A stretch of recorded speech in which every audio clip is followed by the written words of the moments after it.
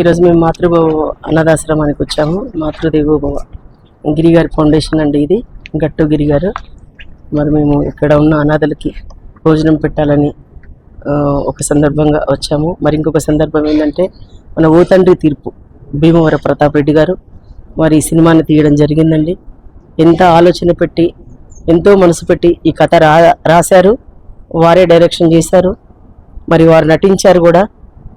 మరి ఈ సినిమాలో అయితే ఆయన అన్నారు పద్మాను, నాకు భయం వేసింది, నేను నటించలేదు, వేరే వాళ్ళు నటించారు. మరి పార్ట్ 2 కూడా ఉంది, అందులో నువ్వు చేయాలి అని నాన్నగారు అడిగారు. ఆలోచన చేద్దాము, కానీ ఇది చూస్తే ఈయన ఎందుకు రాశారు, ఎందుకు తీశారు అని చెప్పేసి ఆ బుక్ తీసుకొని చదివితే నాకు చాలా ఏడుపు వచ్చేసిందండి. నేను 2 days చదివి ఆ బుక్ పక్కన పెట్టేశాను. బాధ అంతగా ఉంది, మనసు చలించిపోయింది. నిజంగా ఇక్కడ చూస్తే మాతృదేవోభవలో ఈయన ఎందుకే రాశారా ఈ అనాథాశ్రమాల గురించే అని చాలా బాధేసింది. నిజంగా ఆయన రాసినందుకు ఆయనకి నమస్కారాలు తెలియజేస్తున్నాను హృదయపూర్వకంగా. చాలా బాగా ఉంది ఆయన బుక్. ఇక్కడికి వచ్చిన తర్వాత వీళ్ళందరినీ చూస్తే కూడా అనాథల్ని నిజంగా వీళ్ళ గురించే రాశారా అనిపించింది. అందుకే భీమవర ప్రతాప్ రెడ్డి గారికి నా హృదయపూర్వక నమస్కారాలు తెలియజేసుకుంటున్నా. Thank you. అమ్మ మాట్లాడుతుంది, చెప్పు, భయపడకుండా అన్ని 2 విషయాలు చెప్పు. మన చిత్రపూర్ కాలనీ. నా పేరు మదనమ్మ, చిత్రపూర్ కాలనీ నుండి వచ్చినాము. ఈ అనాథాశ్రమానికి దేవుడు మాకు దారి చూపించి తీసుకొచ్చినందుకు వందనాలు. మేము ఎంతో బాధపడుతున్నాం. ఈ బిడ్డలందరినీ చూసి కూడా ఎంతో బాధాకరంగా ఉంది మాకు. ఇలాంటి పరిస్థితి ఎవరికి కూడా రాకూడదు. వీరికి ఎంతో మంది దాతలు ముందుకు రావాలని మేము ఆశపడుతున్నాం. అందరికి అభినందనాలు.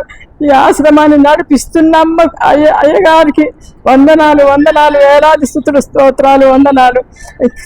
తల్లిదండ్రులని వదిలిపెట్టి, బిడ్డలను వదిలిపెట్టి పోయే రోజులు అతడు తన అన్నగారి ప్రేమతోటి ఈ అనాథాశ్రమాన్ని నడిపిస్తున్నందుకు అనేకమైన వందనాలు. ఈ ఆశ్రమాన్ని దీవించి ఆశీర్వదించాలని ఎంతో మంది అన్నలు ముందుకు నడవాలని ఆశిస్తున్నాను. ఓ తండ్రి తీర్పుగా ప్రతాపరెడ్డి గారు రాసిన ఈ కథ ఈ ఆశ్రమంలో మాకు కనిపిస్తుంది.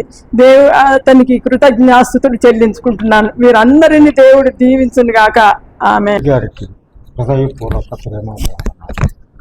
ఆలోచన ఛానల్ స్థాపించిన శ్రీనివాస్ రెడ్డి గారికి ప్రేమాభివందనాలు. ఈ సినిమా ఓ తండ్రి తీర్పు సినిమాని అరికపూడి విజయ్ కుమార్ గారు, వారి శ్రీమతి అరికపూడి కృష్ణకుమారి గారి,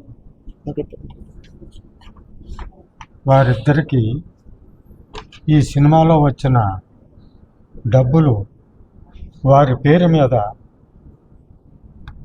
ఈ ఆశ్రమానికి ఇవ్వాలని అనుకుంటున్నాం. మాతృదేవోభవ ఆశ్రమానికి ఇవ్వాలని అనుకుంటున్నాం. అలాగే ఇస్తాం. ఈ సినిమాని శ్రీరామ్ దత్ గారు నిర్మాత, నేను డైరెక్టర్ని. తర్వాత రాజేందర్ రాజు గారు నిర్వహణ బాధ్యతలు స్వీకరించారు. తొందరలో ఈ సినిమా రిలీజ్ కాబోతుంది. అక్టోబర్ 31 అరికపూడి విజయ్ కుమార్ గారి పుట్టినరోజున ఈ సినిమా రిలీజ్ చేయాలని కృషి చేస్తున్నాం. వచ్చే నెల కృష్ణకుమారి గారి 2వ నెల, ఫస్ట్ నెల, ఆ నెలలో మాకు చేతనైనంత ఈ ఆశ్రమానికి నేను ఒక అమౌంట్ పంపిస్తాను. నాకు చేతనైన ఆ ఛానల్ స్థాపించి ఇలాంటి మంచి కార్యక్రమాలు, ప్రజలు తెలుసుకోవలసిన విషయాలు చాలా ఉన్నాయి. చాలామంది ఏయేయో న్యూస్లు వేస్తూ ఉంటారు, కానీ మీరు మేము అడిగిన వెంటనే ఇలా మాతృదేవోభవ ఆశ్రమానికి వెళుతున్నాం, మీరు రండి అనగానే మాకంటే ఉత్సాహంగా వచ్చి ఆయన ఈ మా ప్రోగ్రామ్ని విజయవంతం చేశారు. ఈ ఆశ్రమానికి స్థాపించిన గిరిగారు జీవితం ధన్యం. ఈ ఆలోచన రావటం అద్భుతం. వారికి మా హృదయపూర్వక వందనాలు. Thank you sir. Thank you sir. అందరికీ నమస్కారం. నా పేరు లక్ష్మీకారెడ్డి. నేను ఈసారి విజిట్ చేస్తాను. నేను అలాగే ఓ తండ్రి తీర్పు ఈ పోస్టర్ విడుదల, సినిమా పోస్టర్ విడుదల కూడా ఈ రోజే అవుతుంది, లాంచ్ అవుతుంది. ఈ దీనికి కనెక్షన్ ఏంటి, అసలు ఈ సినిమా వాళ్ళు ఇక్కడికి రావడానికి ఏంటి కారణం అని అనుకున్నాను ఫస్ట్ చెప్పినప్పుడు.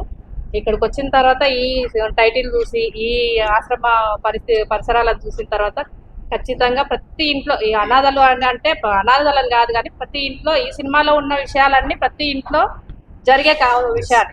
కొంచెం అటు ఇటుగా ఉండొచ్చు, పూర్తిగా అందరు అనాథలు కాకపోవచ్చు, అందరు ఉన్న వాళ్ళు కాకపోవచ్చు. ఇంట్లో 100 మంది ఉన్నా కూడా ఒంటరితనం అనుభవించే వాళ్ళు ఉంటారు.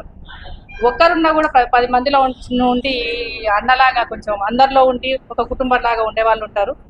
ఇక్కడికి వచ్చిన తర్వాత వీళ్ళంతా అనాథలు కాదు, నిజానికి వీళ్ళే ముఖ్యంగా అందరూ ఒక కుటుంబ సభ్యులు. మనం అనాథలు, ఎందుకంటే పిల్లలు ఎక్కడో ఉంటారు, భర్త ఎక్కడో ఉంటాడు, భార్య ఎక్కడో ఉంటుంది.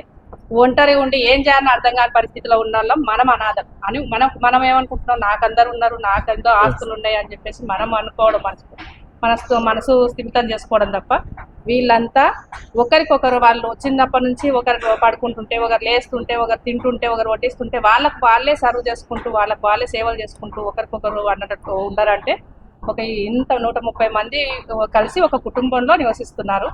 దాంట్లో కుటుంబ పెద్ద, చేతనైన వాళ్ళు, కానోళ్ళు, అన్నలు, తమ్ముళ్ళు, తండ్రులు, కొడుకులు అందరు కూడా ఇక్కడ ఉన్నారు. ఇంకా అమ్మ, అక్క, చెల్లెళ్ళ విషయానికి వస్తే మాతృదేవోభవ, ఆ పేరే అమ్మ. అమ్మ ఆ పేరుతోనే ఆదరిస్తుంది వాళ్ళని. ఇంకా అన్న తమ్ముళ్ళు అంటే వాళ్ళకి అందరికి ఒకరికొకరు అన్నలు, తమ్ముళ్ళు.